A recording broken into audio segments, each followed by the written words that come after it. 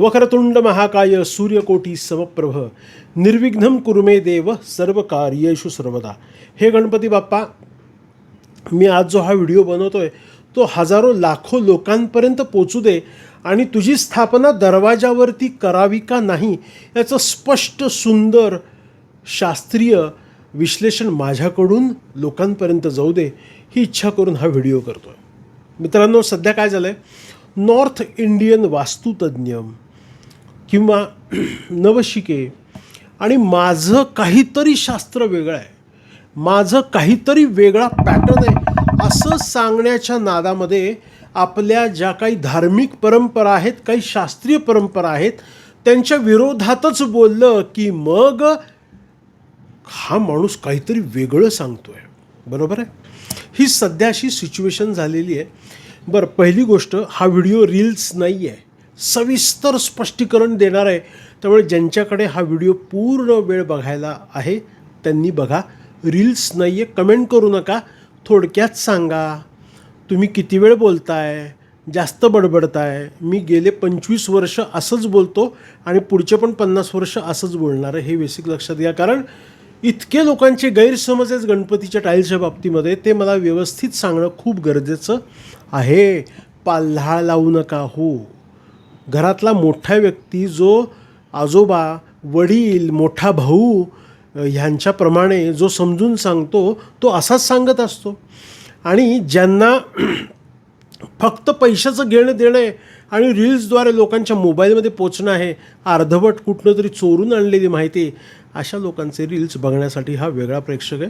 हा व्हिडिओ सगळ्यांनी सविस्तर बघा. तर पहिली गोष्ट अशी आहे, फ्लॅट विकत घेतला, बंगला विकत घेतला, आपण कोणती वास्तू विकत घेतली तर काय होतं विचार करा.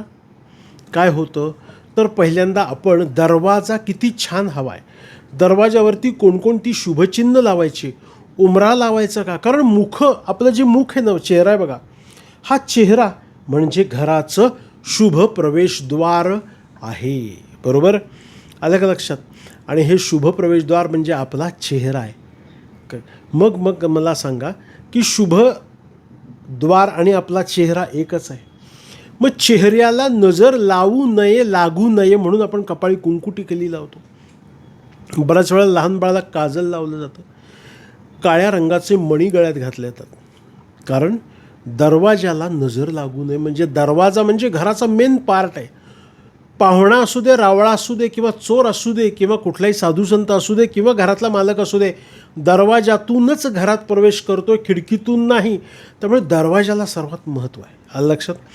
दरवाजाचं प्रोटेक्शन करणं हे खूप गरजेचं आहे. म्हणून आपल्याला पूर्वापार 2 गोष्टी फिक्स सांगितल्या आलेल्या आहेत. याला आपण डिनॉय करू शकत नाही, आपण टाळू शकत नाही. कारण मी दारावर गणपती लावायचा का नाही यासाठी कमीत कमी शेकडो वाडे, शेकडो घरं पालथी घातलेली. उंबरा लावायचा का नाही, उंबरा नसेल तर काय घडतं, हेही सुद्धा मी अनेक घरांचा अभ्यास करून व्हिडिओज बनवलेले आहेत. बरोबर. तर आता बेसिक लक्षात घ्या, गणपती म्हणजे विघ्नहर्ता गजानन आहे.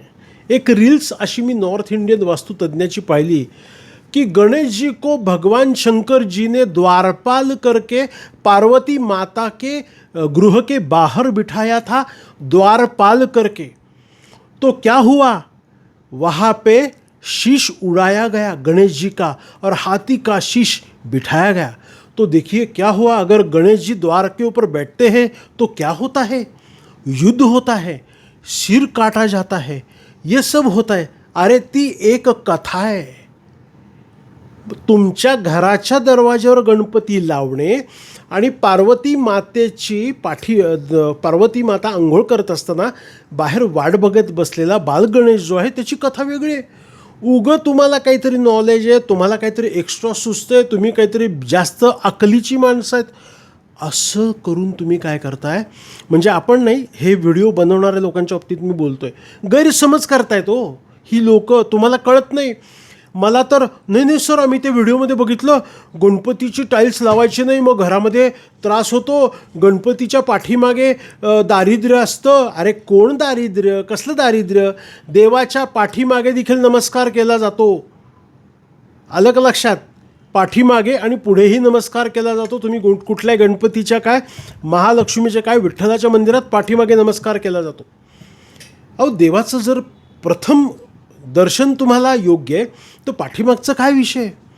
त्यामुळे ह्या लोकांचे असले व्हिडिओ पाहून तुम्ही तुमच्या पारंपरिक गोष्टीवरती अजिबात तुम्ही विश्वास ठेवणं, जे अविश्वास दाखवणं टाळा. सिंपल तुम्हाला सांगतो, मी काय केलं, मी विचार केला मग मी शनिवार वाड्यावर गेलो, मी विश्रामबाग वाड्यावर गेलो, कोल्हापुरातले अनेक वाडे पाहिले, कागलमधले वाडे पाहिले. मी असे काही संस्थानिक आहेत किंवा गावागावातले छोटेसे, पंढरपूर असेल किंवा मंगळवेढा असेल, अजून 2-3 जळगावला गेलो तो, अशा ठिकाणची जे काही जुने वाडे बघितले ना, अहो दारामध्ये एंट्रीला 2 गोष्टी फिक्स आहेत. कोण हे सांगतात आपल्याला हे नको ते नको, उद्या म्हणतील उमरा पण नको. एक उमरा आणि दुसरा गणपतीचं टाईल्स किंवा गणपतीचं चित्र.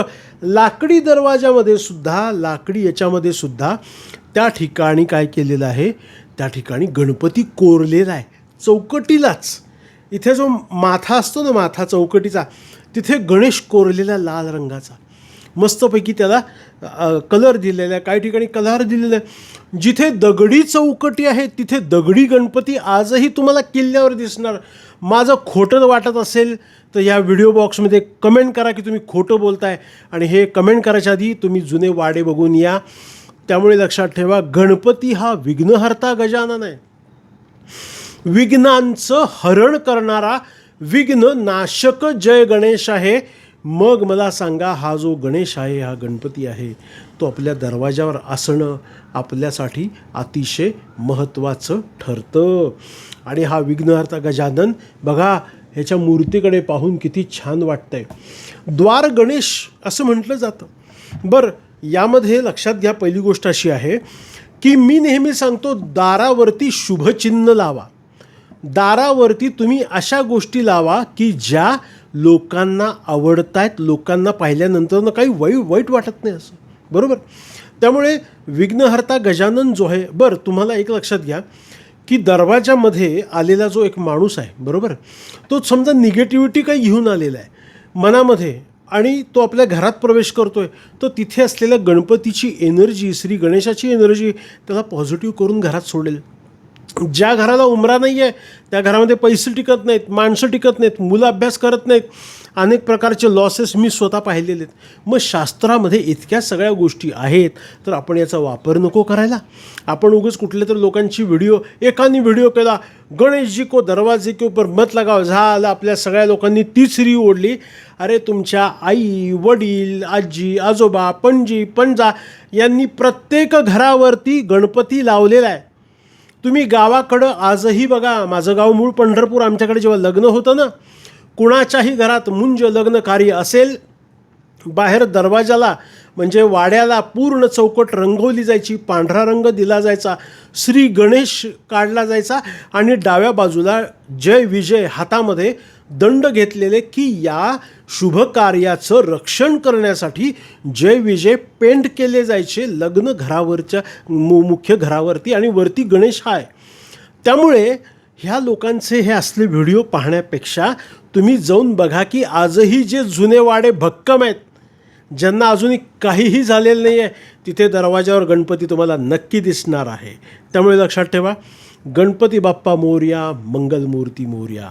त्यामुळे गणपती बाप्पाची टाईल्स तुम्ही लावणं गरजेचं आहे. आता एक बघूयात की गणपतीची टाईल्स कशी असावी, कशी नसावी. तुम्ही अशाही पद्धतीचा गणपती लावू शकता. फक्त गणपती जो आहे तो अष्टविनायक नसावा, असेल तरी विशेष फरक पडत नाही आहे. डाव्या सोंडेचा असावा, उजवी सोंड जी आहे ती आपल्याला माहिती आहे त्याचे विषय काय आहेत ते. त्यामुळे ही टाईल्स कुठे मिळते, ही वास्तू तथास्तु ऑफिसमध्ये मिळते, परंतु तुम्ही तुमच्या आसपास जे काही टाईल्सची दुकान आहेत ना, तिथनं सुद्धा मागवू शकता. पण काय होतं, ऑथेंटिक चांगली आणि परफेक्ट अशी मिळावी म्हणून आम्ही वास्तू तथास्तु ऑफिसमध्ये ही ठेवलेली आहे. तर मित्रांनो, हा समज जो आहे, गैरसमज जो आहे, त्याचा समज आपण कन्व्हर्ट केलेला आहे की गणपती काय करतो, विघ्नांचं हरण करतो म्हणून त्याला दरवाजावरती बसवलेलं आहे. बरं, आता मी या कथेशी थोडं जोडतो की श्री भगवान शंकरांनी काय केलं आहे, आई आत स्नान करतीये, तू बाहेर तिचं रक्षण कर. मग जर भगवान शंकरांनी श्री गणेशाला आईचं रक्षण करण्यासाठी बाहेर बसवले दरवाजावरती, तर या नॉर्थ इंडियन वास्तुतज्ञांना ही दंतकथा खोटी करण्याचा अधिकार दिला कोणी? आलं का लक्षात? त्यामुळे भगवान शंकरांनी जर बाप्पा गणपतीला द्वारपाल द्वाररक्षक म्हणून बसवले, तर आपण आपल्या प्रत्येक घरावरती टाईल्स लावणं गरजेचं आहे. आता दुसरा विषय, 2 टाईल्स लावायच्या का? पाठीला पाठ चालू शकतं, काही प्रॉब्लेम नाही. म्हणजे आतनं एक बाहेरनं चालू शकतं. केव्हा लावावी? तर जो शुभ दिवस आहे बघून लावावी, त्याला काही वेगळा विषय नाही आहे. गणपतीची जेव्हा आपण टाईल्स लावतोय तेव्हा शुभ दिवस असणं गरजेचं आहे. यामध्ये अजून एक गोष्ट असं सांगतो, ही कुठे टाईल्स लावू शकता? फ्लॅटवरती, ऑफिसमध्ये, बांधलेल्या बंगल्यावरती, घरामध्ये, कुठंही तुमची जी वास्तू आहे तिथे, दुकानाच्याही माथापट्टी जिथे आहे, म्हणजे प्रथम जो पहिला भाग आहे तिथे तुम्ही ही गणपतीची टाईल्स सेंटरला लावू शकता. डाव्या उजव्या बाजूला लावायची नाही. त्याला थोड्याशा टाचा मारायचं असतात त्या सिमेंटला, आणि व्हाईट सिमेंटने लगेच बसून जाते. बरं, पुढचा विषय, रोज पुजायची आहे का? अजिबात नाही. वर्षातून एक 8-10 वेळा स्वच्छ पुसत जा, कारण त्याला धूळ बसलेली असते. आणि कधीतरी गणपती बाप्पा बसल्यानंतर तुम्ही त्याला अष्टगंध वगैरे लावू शकता. हार विशेष काही घालायची गरज नाही. तो द्वारपाल गणेश आहे. कसा काय एक्सप्लेनेशन तुम्हाला वाटलं हे कमेंट बॉक्समध्ये टाका. आणि ज्यांनी ज्यांनी गणपती दरवाजावरती लावलेला नाही आहे त्यांनी फक्त श्री गणेशाची स्थापना आपल्या दरवाजावरती करावी, आणि मग मला सांगावं की आपल्या आयुष्यामध्ये काय बदल घडत आहेत ते. त्यामुळे मी या व्हिडिओतून अजिबात असं म्हणत नाही आहे की गणपतीची टाईल्स लावा, तुम्ही श्रीमंत व्हाल, करोडपती व्हाल, तुम्हाला भरपूर पैसे मिळतील. एक गैरसमज दूर केला आहे. माझ्या आजी आजोबांच्या वाड्यावरती, त्यांच्या बांधलेल्या बंगल्यावरती आजही गणपतीची टाईल्स आहे.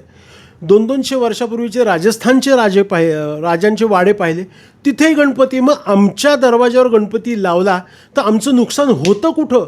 मला तरी वाटत नाही काही नुकसान होत नाही. त्यामुळे लक्षात ठेवा, समज हा इम्पॉर्टंट आहे. गैरसमज दूर करा. गणपती बाप्पा मोरया. व्हिडिओ कसा वाटला कमेंट बॉक्समध्ये टाका. आणि अजून जर काही विषय असेच हॉट विषयावरती चर्चा हवी असेल तर नक्कीच तुम्ही मला कमेंट करा.